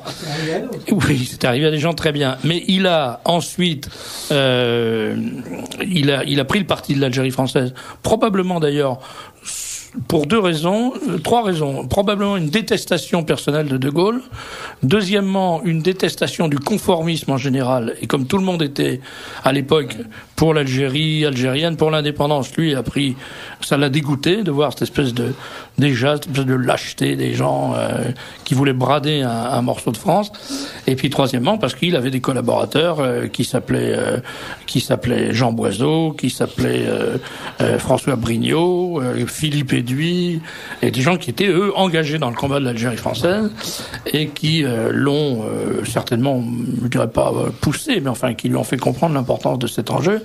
Et ayant donc défendu l'Algérie française dans Minute, il a vu arriver vers Minute tous les défenseurs de l'Algérie française qui n'étaient pas tellement de gauche en général, et c'est ceux qui l'ont suivi jusqu'au bout et qui étaient présents à ses obsèques. Voilà l'histoire. Bien, alors maintenant on va changer vraiment de sujet complètement et on va entrer dans un domaine sévère, austère, disons triste. Alors, une parenthèse, beaucoup d'auditeurs envoient des messages en disant « Pourquoi avez-vous dit sextuple V ?» Mais non, j'ai pas sextuple W, me disent-ils. Non, j'ai pas dit sextuple W, j'ai dit sextuple V, parce que c'est 3 W, donc 3 doubles, ça fait 6. Il n'y a aucun message secret dans cette communication. N'y voyez, voilà. Bien, alors, docteur Patrick Cohen, il y a quelques années, au cours d'une intervention chirurgicale, vous vous blessez. Oui, je me flanque un coup de pointe de bistouri dans l'index gauche. Ce qui est habituel chez un chirurgien. Il faut savoir qu'un chirurgien se pique à peu près une fois par semaine. Jusqu'en 83, on n'y prêtait pas attention. En 83, quand on a commencé à parler de la possibilité de la contagion du sang dans les contaminations par le virus du sida, je me suis dit, chirurgien, on est en première ligne, et c'est pour ça que j'ai fait des déclarations d'accident de travail. Quand je piquais, je faisais une déclaration. C'est pour ça que je peux vous dire, je me piquais environ une fois tous les 10 jours. Et c'est le chiffre habituel. Il y a des études qui ont été faites, notamment par le docteur Johannet, à l'hôpital Bichat, qui trouve que en moyenne, un chirurgien se pique dans 11,7% des cas. Ce qui peut paraître énorme, mais vous savez, une couturière se pique, c'est pour ça qu'elle met un dé, et c'est pour ça que nous, on peut pas, malheureusement, il n'y a pas de dé pour chirurgien. Alors, à la suite de ça, donc vous êtes malade, vous sentez que votre état de santé... Ah non, ça a été beaucoup plus compliqué que ça. 6 semaines après, j'ai eu 42 fièvres et une éruption des plaques. Alors, j'ai été vu par la faculté. J'avais ce qu'on appelle une mononucléose, c'est-à-dire j'avais une série de globules blancs qui étaient anormalement élevés. On a dit mononucléose infectieuse, mais enfin, on n'était pas sûr parce que c'est une maladie de l'adolescent. J'avais 43 ans à l'époque, ça collait pas trop bien. Mais enfin, la fièvre est tombée. Je me suis retrouvé j'étais à nouveau en bon état, donc on n'a pas insisté, et j'ai repris mon travail, j'avais arrêté à peu près une dizaine de jours. Et puis rien, tout allait bien, je travaillais normalement, c'est-à-dire que j'opérais beaucoup, je vivais normalement, j'ai même eu une petite fille après ma contamination. Mais en 92, j'ai été anormalement fatigué. Alors je sais bien, je n'avais plus 20 ans, mais enfin, ça faisait 53 ans, c'est pas très vieux. J'ai consulté nos connaissances du sida avaient bien progressé, et on commençait déjà à parler d'infirmières contaminées. Alors moi, infirmière, chirurgien, je vois pas la différence.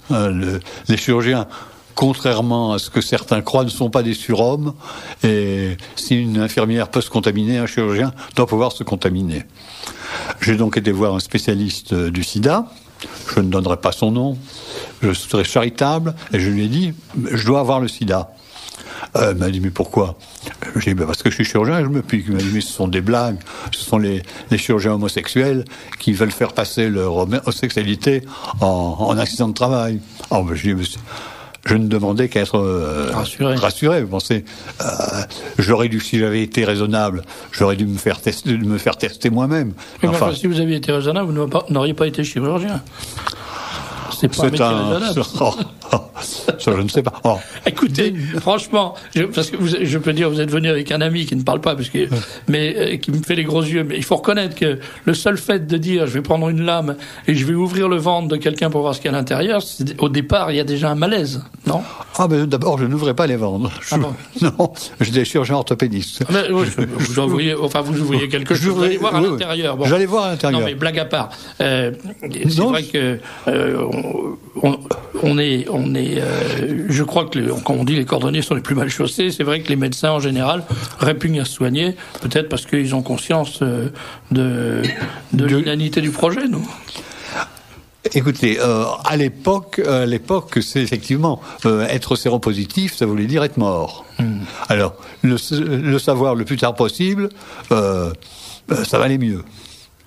Mais vous êtes vous êtes piqué en mai 83. Ouais. Vous avez eu la première attaque de fièvre dont vous nous parliez en juin-juillet 83. Oui. Et le test, vous l'avez subi en 85. 94. À 94. Oui. Ah, d'accord. Les premiers tests, c'est 85. Oui, l'apparition des premiers tests. Et 9 ans plus tard, vous allez, donc, quand avez-vous vu votre confrère qui vous a dit en 92. En 92. Mais j'allais parfaitement bien. Donc, au lieu de vous dire, bon, on va faire un test qui existe depuis 7 ans, il vous dit, mais non, ça n'existe pas, c'est une maladie d'homosexuel. Exactement. Et les médecins racontent qu'ils ont ça pour cacher leur homosexualité. Voilà. Bon. En gros, c'est ce qu'on m'a dit. Et ils vous renvoient dans vos... on me renvoie en psychiatrie. En psychiatrie. Parce que j'étais déprimé, donc on m'a envoyé en psychiatrie. Alors j'ai vu un premier psychiatre. Vous êtes une publicité vivante pour la médecine française, ou alors En quelque sorte. Deux seulement, c'est vrai. Bon. Alors j'ai vu un premier psychiatre qui m'a posé des questions comme tous les psychiatres, j'imagine. Et puis ça n'allait pas, j'en ai vu un deuxième, puis ça n'allait encore moins, j'en ai vu un troisième. J'ai vu 4 psychiatres. Et je continue à travailler, à opérer. J'étais de plus en plus épuisé. Et brutalement, je suis en octobre 93, je suis tombé dans le coma. Alors, on m'a hospitalisé. On a commencé à me faire des examens, IRM, scanner, ponction lombaire, et j'en passe, et des meilleurs. J'ai été vu par le banc et l'arrière-banc. C'est en mars 94. J'étais vraiment à la mort. Et ma femme a dit, mais est-ce qu'on a fait un test de dépistage? Parce que, pardon, c'est à ce moment-là ou c'est avant ça qu'on vous a dit, qu'on a dit à votre femme, c'est la maladie Creutzfeldt-Jakob. Oui, c'est ça. Avant, quand j'étais moribond, on a dit, c'est un Creutzfeldt-Jakob, il va mourir, c'est une question de semaine. Ça, c'est quand même ahurissant, parce que c'est ahurissant de penser, qu'est-ce qu'il y a comme sémiologie, identité sémiologique entre un Creutzfeldt-Jakob et un sida. Écoutez, je suis chirurgien orthopédiste, je suis pas neurologue, je peux pas vous répondre. Alors, non, j'étais dans le coma, j'avais 50 et quelques années, et j'étais dans le coma, et ils ne trouvaient rien. Donc le diagnostic est porté en 94. Oui. Autrement dit, ça veut dire que pendant 12 ans, enfin pas pendant 12 ans, pendant 11 ans, vous avez continué à opérer. Alors, en étant porteur du virus. En étant porteur du virus. Donc, en étant potentiellement contaminant. Et ce que vous dites aujourd'hui, bon, parce que là on a vu on a raconté votre histoire très brièvement, parce que ça n'est pas ça que vous vouliez raconter, mais vous venez pour lancer un cri d'alarme en quelque sorte. Bien oui, écoutez, ce ne sont pas des chiffres que je sors d'un chapeau, c'est simplement en comparant différentes publications. Un chirurgien, ça se pique, disons, 30 fois par an. Vous faites le calcul sur une vie de chirurgien, 30 ans, ça fait même plus, un peu plus que ça. 1000 piqûres, on peut dire. Oui, ça fait 1000 piqûres. Quand on voit la prévalence du sida, de l'hépatite C et de l'hépatite B, le risque de contamination est énorme. Le risque de contamination est énorme. Et alors, or, apparemment, il n'y a pas de contrôle, enfin de test systématique. Mais bien sûr que non. vous savez que le dépistage du sida est interdit sans le consentement de l'intéressé. Un chirurgien n'a pas le droit de faire tester un malade avant de l'opérer. C'est interdit. Il faut son consentement. Un chirurgien, un malade n'a pas le droit de demander à son chirurgien s'il est séropositif ou s'il est séronégatif. Mais est-ce que vous avez la possibilité, en tant que chirurgien, si vous avez un malade qui vous paraît douteux, de dire, écoutez, moi, je ne vous opère pas si je n'ai pas un test. C'est pas possible. Non. On opère tout le monde. Oui, non, on opère tout. Non, le séronégatif, séropositif, contagieux, pas contagieux, je dirais c'est l'honneur de la profession. Bien sûr, mais c'est une question de comment dirais-je, de précaution en quelque temps. De précaution, je veux dire, oui. Quand vous avez un malade, bien sûr, il faut soigner les séropositifs et les sidéens ou les sidaïques comme les autres, mais je dirais qu'on est peut-être porté à ce moment-là à faire beaucoup plus attention au geste chirurgical. Exact. Si un malade refuse, on est méfiant. Mais enfin, quand on le sait, c'est quand même... Vous savez, traverser un champ de mines, il vaut mieux savoir où sont les mines, plutôt que de savoir simplement que le champ est miné. Oui, c'est ça. J'ai 2 messages là, que je vous lis parce que je pense qu'ils vous feront plaisir. Docteur Cohen, un confrère qui travaillait dans le même hôpital que vous, tient à vous dire qu'il vous appréciait beaucoup. Il donne pas son nom, malheureusement. Et merci docteur, vous m'avez opéré en 85 et je vais très bien. Et là, le malade donne son nom. Donc vous voyez, finalement, vous n'êtes pas l'ange de la mort, Dieu merci. Alors le problème, quand j'ai ouvert l'œil, on m'a demandé est-ce que tu sais ce que tu as? Je dis c'est évident, j'ai le sida.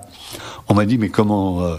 Je dis j'ai consulté pour ça, on m'a dit que c'était pas ça. Mais donc j'avais raison. On me dit le confrère dont vous ne donnerez pas le nom, il est toujours en exercice? Il a pris sa retraite. Ah voilà, c'est l'avantage de la retraite, ça. On reste tranquille pour un moment là.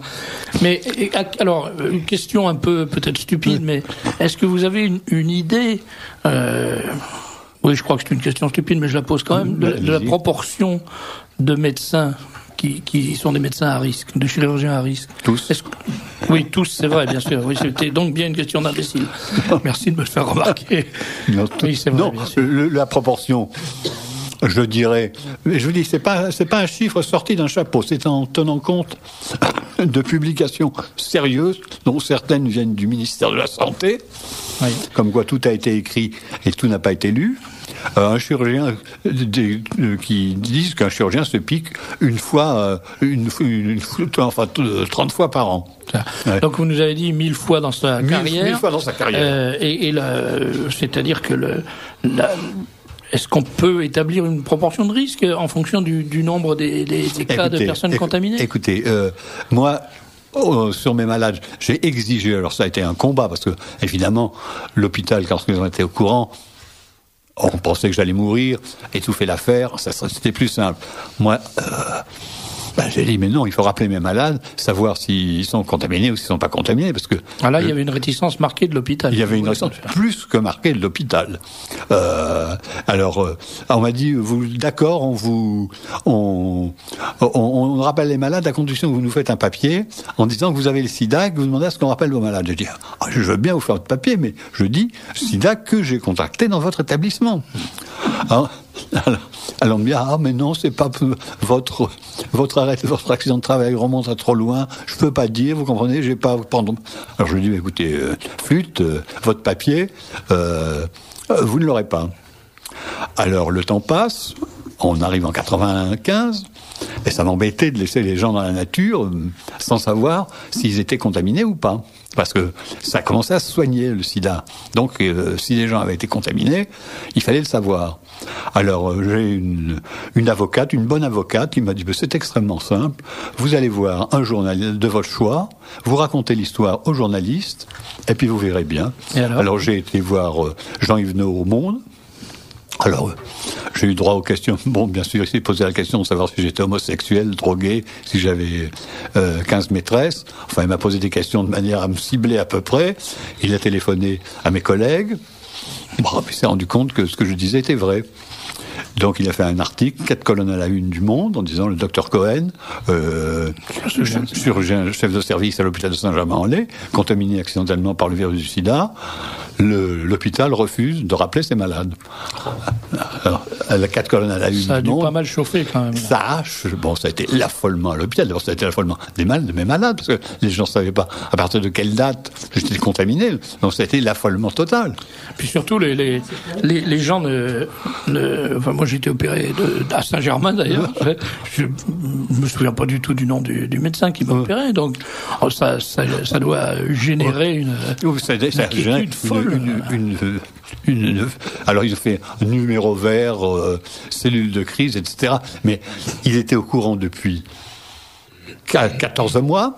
Et on aurait dit que ça qu'il l'apprenait la veille. Est-ce qu'il y a une différence de comportement entre l'administratif et le médical dans cette affaire-là? Est-ce que les médecins sont, vos confrères sont plus conscients que les administratifs, ou je dirais que est-ce que l'omerta joue complètement? Ah, l'omerta joue complètement, bien sûr. Parce que ça, les chirurgiens. Quand vous êtes chirurgien et que vous êtes contaminé, bon, moi, j'étais, je sais pas exactement fonctionnaire, mais c'est à peu près ça. Je suis fonctionnaire. Donc, accidenté du travail, je suis pas à la rue. J'ai été indemnisé, j'ai pas de problème financier. Vous êtes chirurgien libéral. Vous n'avez plus le droit d'opérer. Vous êtes à la rue. Alors, vous voyez le problème. C'est un problème national qui se pose. C'est un problème moral, surtout, parce que, enfin, la considération, c'est vrai que c'est dramatique pour un médecin, pour un chirurgien de se retrouver du jour au lendemain sans travail, mais c'est absolument effrayant de penser que pour ne pas perdre son boulot, il va prendre le risque de contaminer des dizaines de personnes.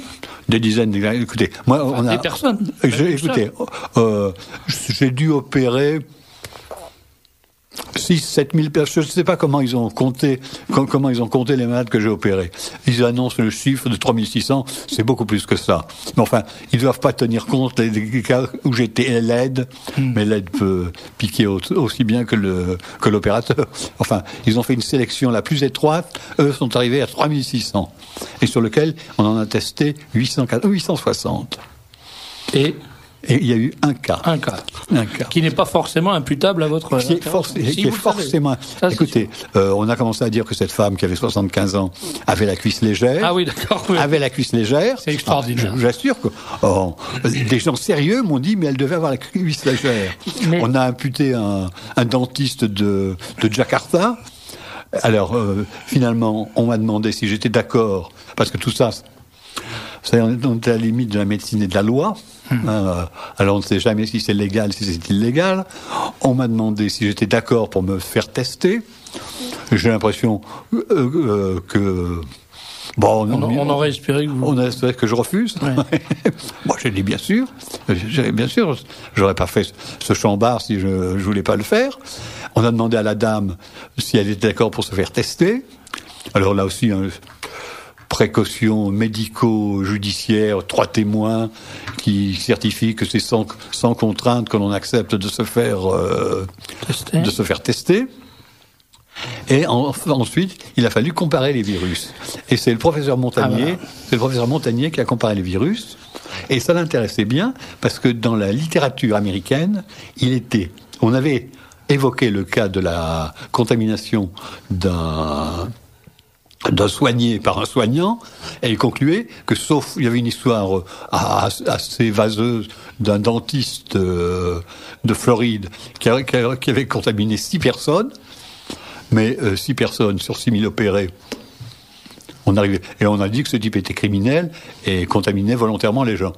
Ce dentiste étant mort, les malades étant morts.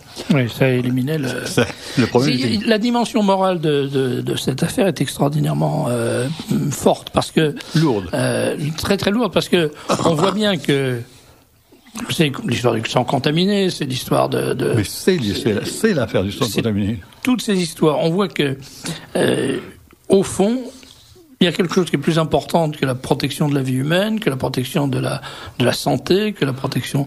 Enfin, c'est l'horreur pour une famille. J'imagine, je sais pas, j'imagine que ça doit être très destructeur pour le milieu familial. C'est extrêmement destructeur. Eh bien, on prend le risque de multiplier ça, tout simplement par des considérations qui ont des considérations de fric, de protection administrative, de frilosité administrative. On dit, oh là là, mais attendez, on peut pas. On peut parfaitement contaminer quelqu'un, mais on ne peut pas l'obliger à se tester, parce que vous comprenez, ça serait une atteinte aux libertés. Mais lui filer le sida, ça c'est moins grave que d'atteindre à sa liberté en lui forçant à se tester. C'est monstrueux. En quelque sorte, c'est ça. Ouais. Et voilà, je vous posais la question de la prise de conscience par le milieu médical et le milieu administratif de cette situation, parce que bien entendu, tout ce que vous nous racontez, c'est actuel, c'est contemporain. C'est ça se produit aujourd'hui même. Écoutez, il y a 15 jours, il y a une contamination dans une clinique. Dans une clinique, à l'Institut Jacques Cartier. Bon, c'était exactement mon histoire. Là, c'était un chirurgien cardiaque. Moi, je suis chirurgien orthopédiste, mais c'était la même histoire. Pourquoi c'est passé dans la presse? Parce qu'il y a eu une fuite. C'est pas l'hôpital qui du fond du cœur, les yeux dans les yeux, a dit bon on a. Et on avoue.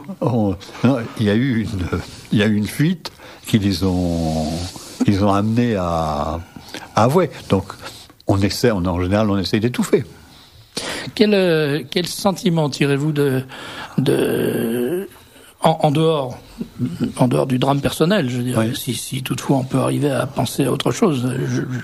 Mais le regard que vous portez sur votre profession, c'est plus qu'une profession, médecin, c'est presque un sacerdoce. Quand on entre en médecine, on entre dans un milieu qui est très particulier. Il y a un serment, il y a un engagement, et voilà.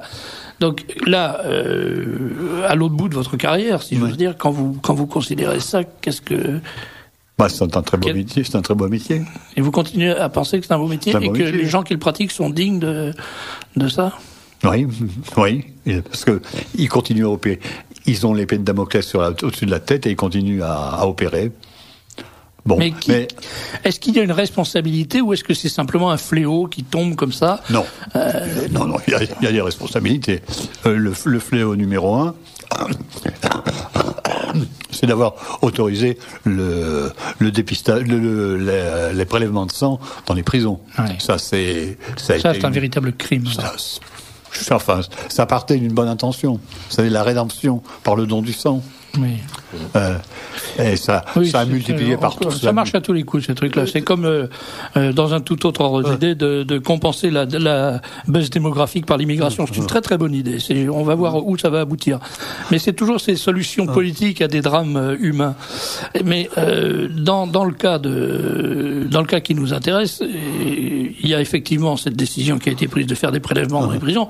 Mais il y a quelque chose qui est encore plus criminel. C'est une fois qu'on a été informé de l'existence du virus dans les prélèvements, d'avoir continué à distribuer ces souches, enfin ces culots de sang qu'on savait contaminés ou dont on savait qu'ils risquaient d'être contaminés pour des raisons là strictement financières. Il n'y avait aucune condition de rédemption là. Non, c'était le fric. C'était le fric, oui, bien sûr. Et là, on est en face d'un autre problème de fric, c'est-à-dire qu'effectivement, si l'administration médicale en France reconnaît la situation que vous dénoncez, d'une part, il risque d'y avoir des centaines de chirurgiens qui vont se retrouver tout simplement, ou des dizaines, enfin oui, c'est vrai que mon évaluation est peut-être un peu forte. En tout cas, des chirurgiens qui vont se retrouver à la rue, mais il y a aussi, il va y avoir des procès médicaux à n'en plus finir, parce que n'importe quel gars qui aura subi ne serait-ce que l'ablation d'une verrue et qui aura le sida, il essaiera de faire valoir que c'est comme ça qu'il a attrapé le sida. Exactement. C'est pour ça que c'est un des problèmes énormes. L'histoire du sang contaminé, c'est du pipi de chat à côté. Est-ce que vous avez rencontré des hommes politiques, des députés, des sénateurs, des gens qui vous ont prêté l'oreille, qui vous ont assisté? J'ai rencontré il n'était que futur Premier ministre, enfin, il est devenu Premier ministre, qui m'a écouté avec beaucoup d'intérêt et qui m'a dit que, vu l'ambiance politique qui régnait à l'époque, il était difficile de faire sortir l'histoire d'un chirurgien contaminé. C'est pas le moment, c'est jamais le moment. C'était pas le moment. Et des journalistes? Des journalistes, même frilosité. Sortir la première fois, j'ai eu soutien, une bonne couverture médiatique. J'ai été bien soutenu. Il n'y a pas eu trop on n'a pas mis en cause mes mœurs. Ça a été correct. Mais c'est systématique, cette mise en cause des mœurs. L'autre jour, Gérard Védeliche, qui est un CRS, maître nageur sauveteur, qui a contracté le sida. Vous connaissez l'histoire de Védeliche? Eh bien, il nous a raconté la même chose. Il nous a raconté que quand il a révélé à son chef, avec lequel il travaillait depuis des années, qu'il le connaissait parfaitement, il lui a révélé il lui a dit ce qu'il avait. L'autre l'a soumis à un véritable interrogatoire stalinien, en disant mais ça c'est parce que t'es allé au putes quand on était à Strasbourg, etc. Ce qui était absolument faux, mais tout le monde savait que c'était faux. J'ai connu la même chose. C'est terrifiant. Je voudrais pas être trivial, mais de jeunes filles, enfin de jeunes femmes, sont venues me faire subir ce qu'on appelle l'interrogatoire d'Atlanta. Alors Atlanta, c'est cette ville d'Amérique du Nord. Où il y a le centre, le CDC, c'est-à-dire un centre qui s'occupe de toute la pathologie. C'est la Mecque de la médecine anglo-saxonne, donc la Mecque de la médecine mondiale. Il faut bien reconnaître que ce sont les Américains qui sont les plus forts en beaucoup de choses. Et il y a fait un questionnaire, en gros, pour dépister si vous êtes homosexuel et si vous le cachez. Alors vous répondez par oui ou par non. Ça fait 80 pages, et notamment, on vous demande si vous vous faites... C'est bien les Américains. Si vous vous faites sodomiser avec une brosse à dents. Avec une brosse à dents. Avec une brosse à dents. Bon, alors on va pas demander par quel bout. Chacun prend son plaisir où il le trouve. C'est terrifiant. Parce que il y a un mélange de stupidité, de crapulerie, de bassesse dans tout ça. On sent que c'est vraiment... on ne peut pas payer. Voilà. Oui, tout ça pour des histoires de fric. Est-ce que vous avez écrit quelque chose? Est-ce que vous allez écrire? J'ai écrit quelque chose. Je crois que le docteur Mirabel l'a lu. Cet écrit est en rétention administrative, je dirais, par ma femme, qui... si vous voulez, ma femme a été... Elle a peut-être eu sa dose d'ennui aussi. Elle a eu sa dose d'ennui. Bon, d'abord, elle a attendu 3 jours les résultats de son propre test. On l'a laissé attendre, alors qu'un test, ça se fait en quelques heures. Elle a attendu 3 jours avant les résultats du test. Grâce à Dieu, elle était négative. Ma fille, qui avait été conçue alors que j'étais contaminé, était négative, ce qui est plus normal, parce que quand on a... En général, la contamination se fait de la mère à l'enfant. Bon, non, ma femme a vu d'un regard très réprobateur le fait que j'en parle à la presse. Médiatisiez, bien sûr. Mais enfin, je lui ai expliqué que c'était un conseil de mon avocat, et que c'était un bon avocat, que c'était le seul moyen. Je pense aussi que c'était pour vous une question de vie ou de mort. C'était d'une certaine manière. Je crois qu'il fallait... Il fallait en parler. Vous ne pouvez pas supporter... Et en plus, si vous voulez, le problème, c'est que c'est un problème mondial. Parce que le virus, il n'est pas comme le nuage de Tchernobyl, il ne s'arrête pas aux frontières. Donc, ce que vous avez en France, vous l'avez en Afrique 10 fois plus, parce que la prévalence du sida va être 10 fois ou 20 fois supérieure. Vous l'avez aux États-Unis, vous l'avez en Angleterre, vous l'avez partout. Donc, c'est un problème à gérer sur un plan international. Merci, Dr Cohen. On arrive à la fin de cette émission. Je vous remercie beaucoup d'être venu nous apporter des informations qui sont extrêmement intéressantes et très très importantes. Je pense qu'on refera une émission prochainement. Parce que je crois qu'on n'a pas épuisé le sujet, il s'en faut beaucoup. Et d'après les messages que je reçois, c'est un sujet qui intéresse beaucoup les auditeurs. Écoutez, est-ce que je peux... Là on est sur antenne ? Oui. Est-ce que je peux vous laisser mon numéro de ligne, la ligne portable ? Oui, bien sûr. Vous voulez que les auditeurs vous appellent ou vous voulez le donner à l'antenne ? Je le donne à l'antenne. Il est sur le... Alors, on l'a ici. Parce que comme ça, mon portable, je peux le couper. Oui, vous pouvez donc joindre le docteur Cohen, naturellement, si vous avez des choses importantes à lui dire. Si vous êtes contaminé. Si vous êtes contaminé, voilà. 06 70 57 67 88. C'est ça. 06 70 57 67 88. C'est le numéro donc du portable du docteur Patrick Cohen qui a engagé un combat, c'est peut-être pas le mot, qui a engagé une mission. Un grand mot. Oui, un grand mot, je sais pas. Enfin, qui veut porter l'information sur le drame de la contamination des soignants par le sida. Et des infirmières aussi. Merci docteur, merci beaucoup.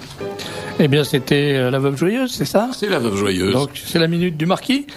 Ça vous intéressait, Marquis ? Ah, ce que je viens d'entendre, oui. Mais j'ai une crainte, Serge, c'est qu'on ne trouve plus une brosse à dents dans le Marais depuis 10 minutes. C'est pas vrai. Vous avez... Alors, le Marquis va nous faire une colère, il va serrer ses petits poings parce que il est très très fâché contre Vous pouvez vous taire, monsieur, s'il vous plaît. C'est parce qu'on lui a volé un peu d'instant. Oui, alors ça, il vient de gagner 10 minutes. Oui, il faut que j'explique quand même aux auditeurs que c'est sur le temps d'antenne de Daniel Amiche. Non, c'est sur ton propre temps d'antenne, Serge, que tu te prends du temps. C'est ça qui est absolument... C'est tordu comme truc. Et c'était pas tant. Donner, c'est donner, reprendre, c'est voler.